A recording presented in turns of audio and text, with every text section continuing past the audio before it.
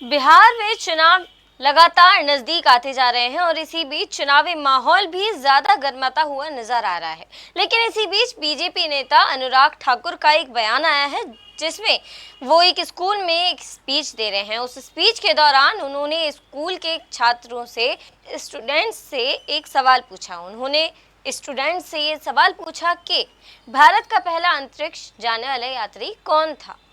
तो स्टूडेंट्स ने उस यात्री का नाम बताया, लेकिन उसके बाद अनुराग ठाकुर ने उस जवाब को गलत बता दिया। उन्होंने कहा कि क्या अंतरिक्ष में जाने वाला पहला अंतरिक्ष यात्री हनुमान जी नहीं थे।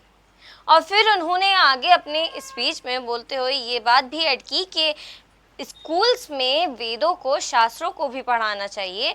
किताबी पढ़ाई को साइड में रखकर थोड़ा सा वेदों और शास्त्रों का ज्ञान भी सभी बच्चों को मिलना चाहिए।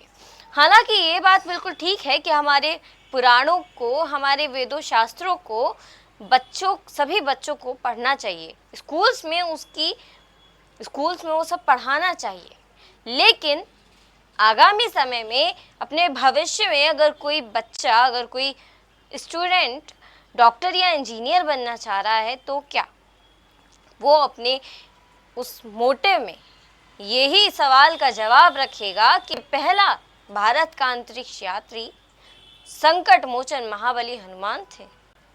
देखिए वीडियो। अंतरिक्ष में यात्रा करने वाला पहला कौन था?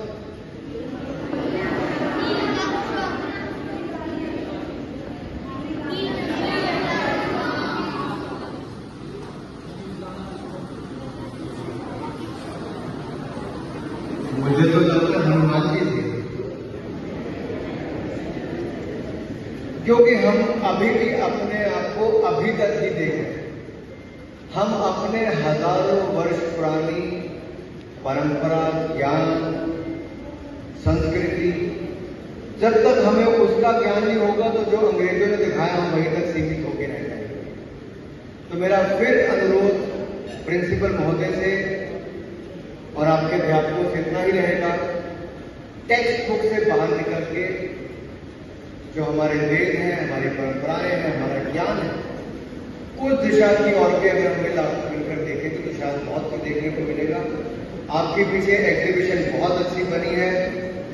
जिन विद्यार्थियों ने एग्जीबिशन को बनाया उनको मेरी ओर से बहुत बहुत बधाई और शुभकामनाएं। और आपके ये इन्विटेशन कार्ड भी मुझे बहुत अच्छे लगे, बहुत क्यूट है कि नहीं? मैं तो वो लेके जा रहा हूँ, ले जा सकता हूँ। मैंने कहा मैं तो लेके जा रहा हूँ अपने साथ, ताकि मैं भी बाकी जगह जाके बता सकूं कि पीएम श्री नवोदय विद्यालय पेखो बेला के हमारे। और वहीं दूसरी ओर जहां लगातार वोट चोरी के मामले सामने आ रहे हैं और वोट चोरी के बारे में कहा जा रहा है कि इंसान की प्राइवेसी कुछ पता नहीं चलती, लेकिन वोट भी चोरी हो जाते हैं। लेकिन इसी बात पर भारतीय किसान यूनियन की ओर से राकेश टिकैत का एक बयान सामने आया है जिसमें उन्होंने कहा है कि वोट चोरी की बात करनी तो बहुत दूर की बात है, लेकिन ये देश तो वो है जहां उपराष्ट्रपति ही गायब हो जाते हैं।